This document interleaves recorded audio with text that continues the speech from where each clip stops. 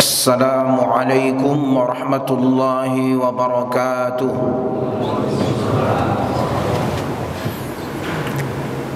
Alhamdulillahi rabbil alamin. Assalatu wassalamu ala asyrafil anbiya'i wal mursalin wa ala alihi wa ashabihi ajma'in. Nahmaduhu wa nasta'inuhu wa nastaghfiruh ونتوب إليه نعوذ بالله من شرور أنفسنا ومن سيئات أعمالنا من يهده الله فلا مضل له ومن يضلل فلن تجد له وليا مرشدا أشهد أن لا إله إلا الله وحده لا شريك له وأشهد أن محمدا رسول الله صلى الله عليه وسلم فيا أيها المسلمون اتقوا الله فقد فاز المتقون.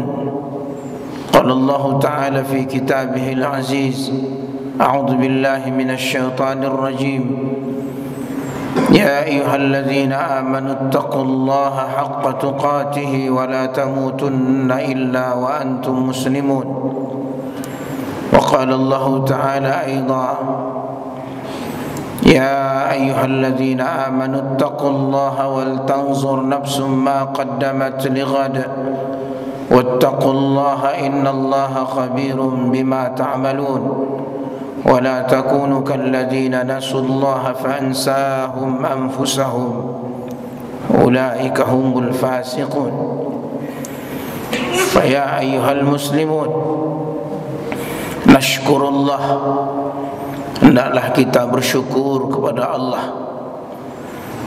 Hembusan napas, langkah kaki, ayunan tangan, dan hadirnya kita memenuhi seruan Allah adalah bagian dari kebutuhan dan nikmat iman, akidah yang terpatri dalam hidup jiwa menjadi cahaya penerang, ribat, ikatan yang kuat, misaqan ghaliza, agar senantiasa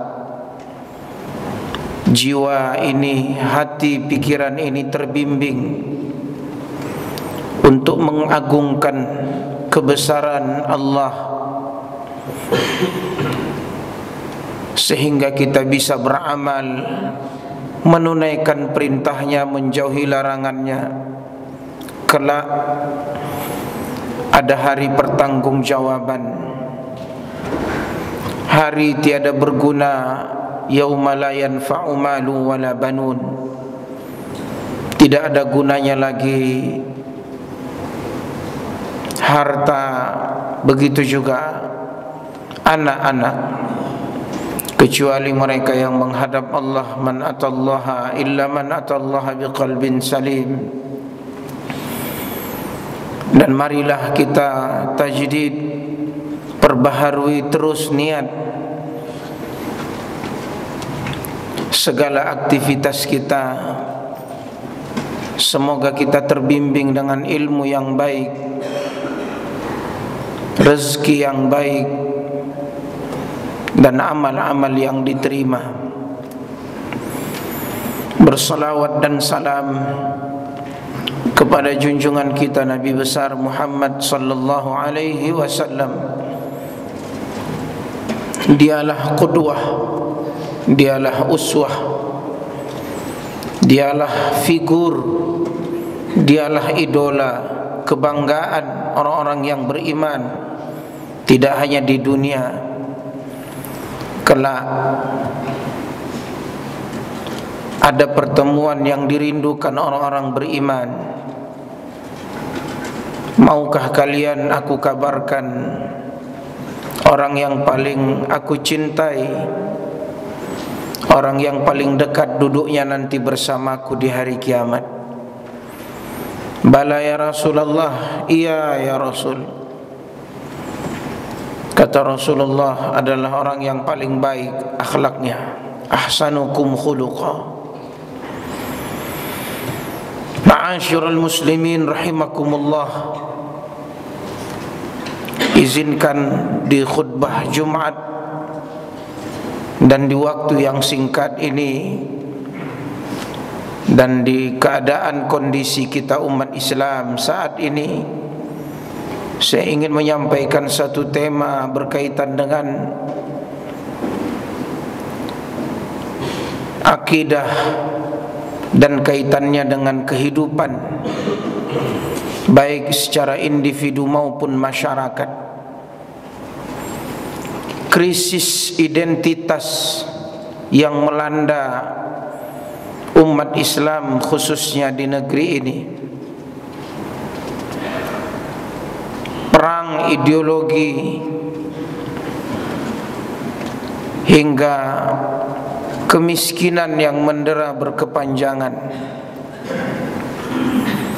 tontonan-tontonan adalah bagian dari maksiat secara batin. Dulu mudah melihat orang bermaksiat secara zahir, dia mabuk-mabukan,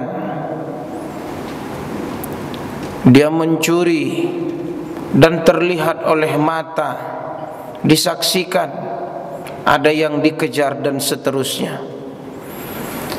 Hari ini bentuk maksiat itu ada di tangan, ditonton, disimpan, dibagikan.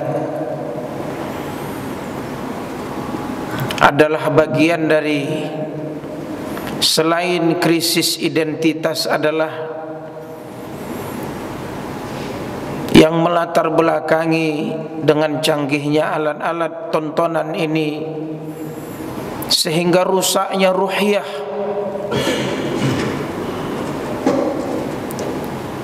tidak ada ruh, semangat untuk mempertahankan ibadah yang dibangun,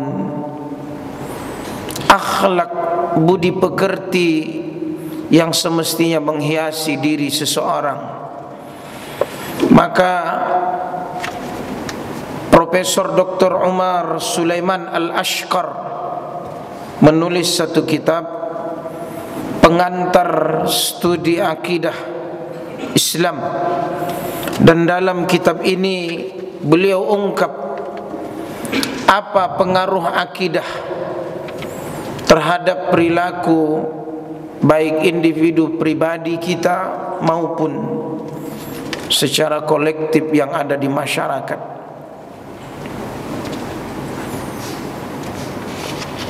Di poin pertama ini disebutkan bahwa wa ma'asyiral muslimin, Masjid Ad-Diya, fardu Jum'ah yang dimuliakan Allah, wa hiya asbat mauqifan, agar seorang muslim itu punya pendirian yang kokoh di hadapan Allah.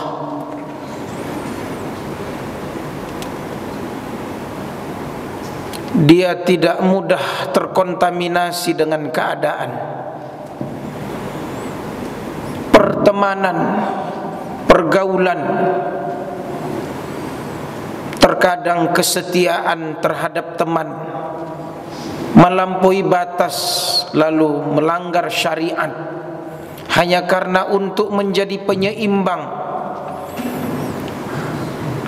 tapi dia tercebur dalam kemaksiatan. Sehingga kata ulama yang ditulis oleh Dr. Sulaiman Al-Ashqar ini, dan beliau adalah seorang dosen di Fakultas Universitas Al-Azhar, dia katakan akidah ini semestinya berpengaruh terhadap jiwa yang ridha dan hati yang tenang. Sekalipun pribadi seseorang tatkala terombang-ambing memilih antara yang hak dan yang batil, di saat ditemukannya tidak ada yang lain obatnya adalah kecuali lillah, karena Allah. Wa ma'asyiral muslimin rahimakumullah, pengaruh dari akidah ini terhadap individu ini yang kedua adalah keberanian, asy-syaja'ah. Banyak orang yang paham, berilmu, banyak juga yang mengamalkan, tapi belum tentu banyak orang yang berani berhadapan dengan kebatilan. Dan dari banyaknya amal belum tentu pula mereka yang teguh istiqamah pendirian dan diuji keikhlasan. Jiwa-jiwa inilah yang menerangi sejarah Islam sepanjang zaman, adalah akidah yang benar dan keberanian yang terpatri di dalam jiwanya. Dia dibina dan diarahkan, dan dia yakin dengan nyawa yang ada di genggaman Allah, maka dia tidak pernah bertekuk lutut di hadapan kebatilan. Dia tidak khawatir akan kematian. Inilah rahasia sikap orang-orang saleh, sederetan umat ini yang telah ditulis dengan tinta emas.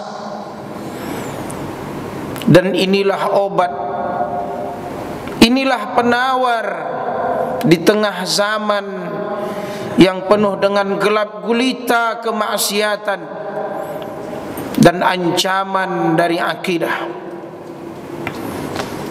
Wa ma'asyiral muslimin, asy-syaja'ah adalah buah dari ikrar, sumpah janji,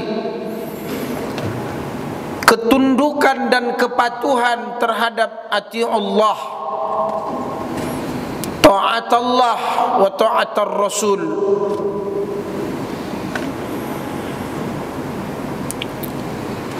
Agar dia memiliki sikap,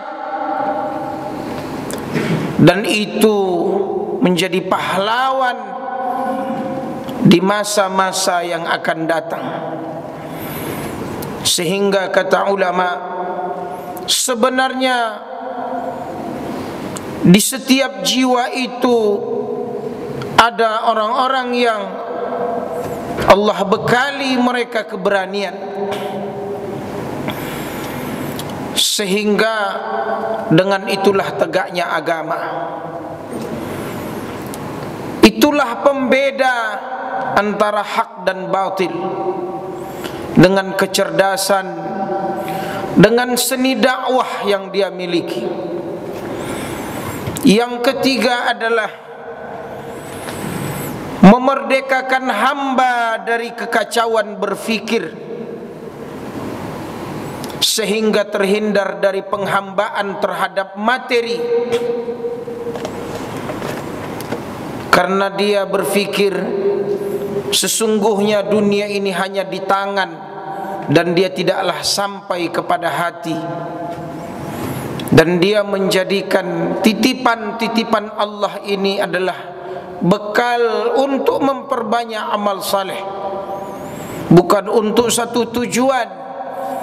Wal'iyadu billah, sehingga dia ditegur, bal tu'sirunal hayatad dunya,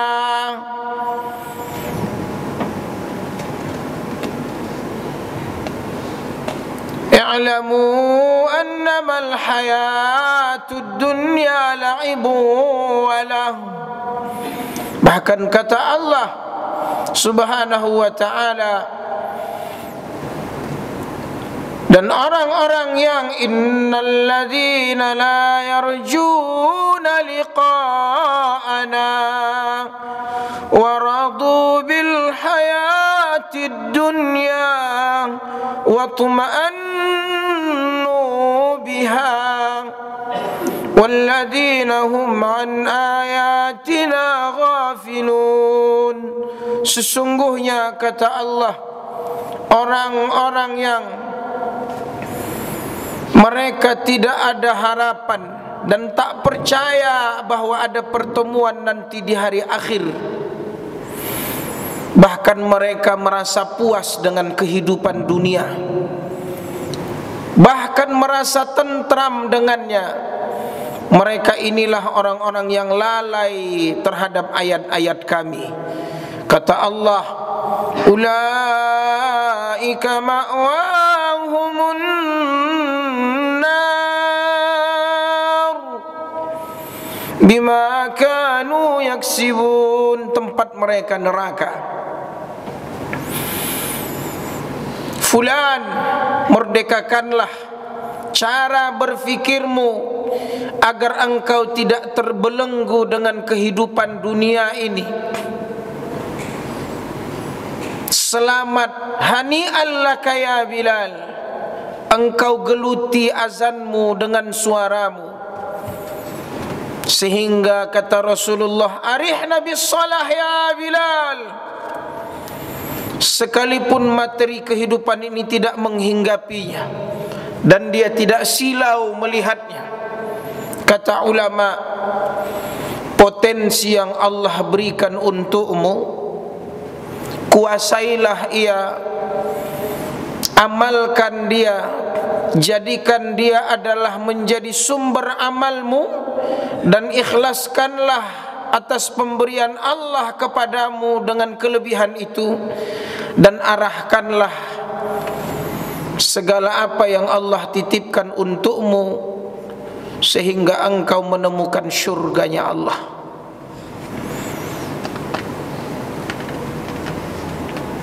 Wa ma'asyiral muslimin rahimakumullah, inilah yang mengeluarkan manusia dari kegelapan syirik, kebodohan, khurafat, bahkan kesesatan-kesesatan yang merajalela. Sehingga kata Rasulullah, ada yang lebih aku takutkan ghairat dajjal, wa inni akhwaf ghairat dajjal. Siapa mereka? Kata Rasulullah, al-a'immah al-mudillin, pemimpin-pemimpin yang menyesatkan. Yang keempat adalah kesatuan dan keselarasan. Akidah ini secara normalnya adalah hati mereka yang bersatu dan tindakan mereka selaras. Dia tidak pernah mengajarkan untuk berkamuflase dalam berakidah, sehingga di hadapan lain, di belakang lain, keputusan-keputusan hingga adanya pembelaan terhadap kebenaran. Maka Allah Subhanahu wa ta'ala menyebutkan, wa'tasimu bihablillahi jami'an wa la tafarraqu wadhkuru ni'matallahi 'alaikum idh kuntum a'da'an fa'allafa baina qulubikum fa asbahtum bi ni'matihi ikhwana. Jauhkan dari perpecahan. Anta muslim wa ana muslim. Katakan, engkau muslim, saya juga muslim. Lalu apa yang membedakan kita? Apakah karena segelintir pemahaman, perbedaan cara pandang terhadap teknis dalam ibadah, Padahal ummatan wahidah. Demi Allah, tontonan yang hari ini terlihat di India, rumahnya digusur, rumah ibadah umat Islam, masjid-masjid rata dengan tanah, wanita-wanita muslimahnya puluhan ribu telah diperkosa, anak-anaknya, bahkan diskriminasi yang berkepanjangan.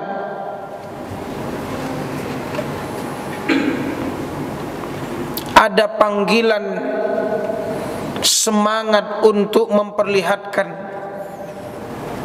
bahwa dakwah Islam dalam sejarah tidak pernah menghina, merusak hingga rumah ibadah, membakar dan seterusnya. Tapi justru umat Islamlah dari dulu sampai detik ini, saat ini termarginalkan, diusir. Wa idh yamkuru bikal ladzina kafaru liyaqtuluka aw yukhrijuk. Perbudakan, kezaliman, mereka membunuh, mengusirmu dari negerimu.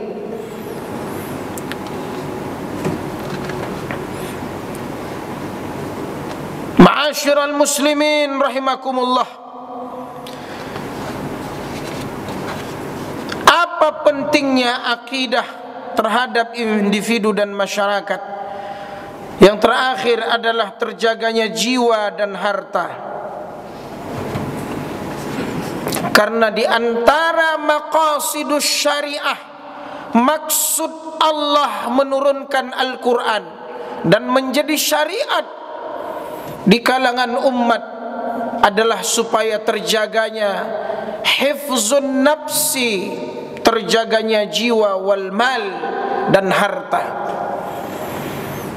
Maka diturunkanlah ayat-ayat tentang warisan, sehingga nampaklah keadilan dari hukum-hukum yang Allah wahyukan. Dan Allah menumbuhkan rasa takut pada diri seorang mukmin, karena ada hari pertanggungjawaban, adalah pertanggungjawaban jiwa, ujung kaki hingga ujung rambutnya, umurnya, harta yang dia cari dan kemana dia belanjakan, masa mudanya, hingga ilmu yang dia dengar dia dapat dan apa yang dia amalkan, untuk menjaga jiwanya agar terhindar dari api neraka. Fulan wa ma'asyiral muslimin rahimakumullah, bergegaslah, an-nasyat, semangatlah agar kita menjemput ruhul istijabah dengan cerdas, menggunakan ladang-ladang dunia ini untuk bisa kita memanen amal-amal kita di akhirat. Dan semoga kita umat Islam, dan terkhusus di Masjid Ad-Diya ini, dan di kesimpulan ini, kokohkanlah pendirianmu. Akan datang zaman kita disuruh memilih, tekanan yang begitu dahsyat, atau larut dalam kemaksiatan, hanyut dalam kebatilan, atau anda akan katakan bahwa kami tidak sanggup lagi, kami tidak punya apa-apa, mereka semua punya. Sudahlah,